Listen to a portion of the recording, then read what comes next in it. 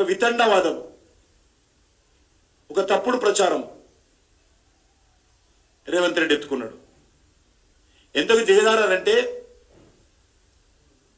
Morphing వీడియోలు, twisted ఆడియోలు,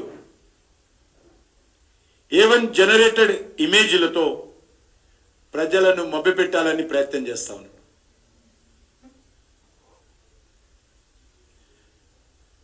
ఈ దేశానికి హోంమంత్రి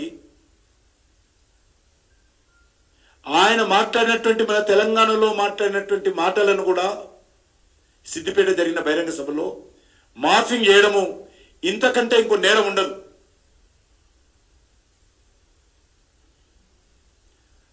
ఆయన మాటలను కూడా మార్ఫింగ్ చేసి ఆ వీడియోలను ఏకంగా Congress party, Pradesh Congress party official social media ID ద్వారా పోస్ట్ చేయడం అంటే కాంగ్రెస్ పార్టీ ఎంత దిగజారిందో,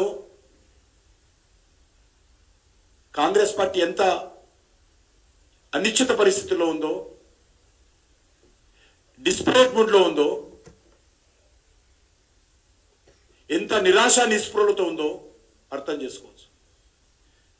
మనే తెలంగాణలో మాట్లాడినటువంటి హోంమంత్రి అన్ని టీవీలలో ఒరిజినల్ ఆడియోస్ ఉన్నాయి, అన్ని టీవీలలో లైవ్ వచ్చింది. దాన్ని ఈరోజు మార్ఫింగ్ చేసి లేని మాట ఆయన నోట్లో పెట్టినట్టు చూపించి ఈరోజు ఈ రకంగా సోషల్ మీడియాలో ప్రచారం చేయడము ఇంతకంటే దిగజారుడుతనము, ఇంతకంటే కాంగ్రెస్ పార్టీ వైఫల్యము ఇంకొకటి ఉండదు. కేంద్ర ప్రభుత్వానికి సంబంధించినటువంటి హోమ్ మినిస్టర్ మాట్లాడినటువంటి మాటలను మార్ఫింగ్ చేయడం అంటే అది సామాన్య విషయం కాదు, చాలా సీరియస్ విషయం ఇది. ఇది కేవలం రాజకీయ కోణంలోనే చూడలేము. దేశ భద్రతకు సంబంధించిన విషయం, దేశంలో బడుగు బలైన వర్గాల ప్రజల్లో ఒక ఉద్రిక్తలు రెచ్చగొట్టేటువంటి ప్రయత్నం, మీ యొక్క రిజర్వేషన్స్ పోతాయని రెచ్చగొట్టి శాంతి భద్రతలకు భంగం కలిగించేటువంటి ప్రయత్నం.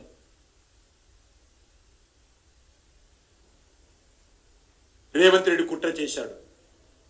కానీ అదృష్టవశాత్తు రేవంత్ రెడ్డి మాటలను ప్రజలు నమ్మరు కాబట్టి, చాలా ఈజీగా తీసేస్తున్నారు కాబట్టి,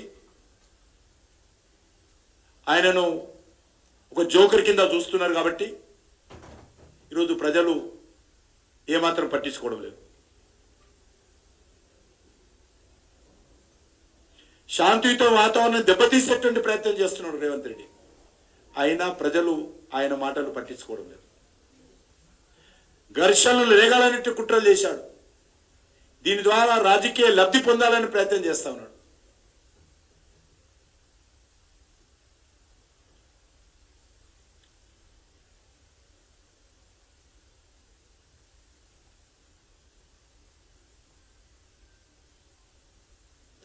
నేను మరొక విషయం కూడా మనవి చేస్తాను ఈ సందర్భం. భూమి మీద ఉన్నటువంటి ఏ శక్తి కూడా ఈరోజు రిజర్వేషన్ల విషయంలో పేద ప్రజలకు అన్యాయం చేయలేరు. కాంగ్రెస్ పార్టీ చేయాలనుకున్నా చేయలేరు, ఎవరు చేయలేరు. చివరి శ్వాస వరకు భారతీయ జనతా పార్టీ పేద ప్రజలకు రిజర్వేషన్స్ మరింత సమర్థవంతంగా అమలు జరగడం కోసం కృషి చేస్తాము.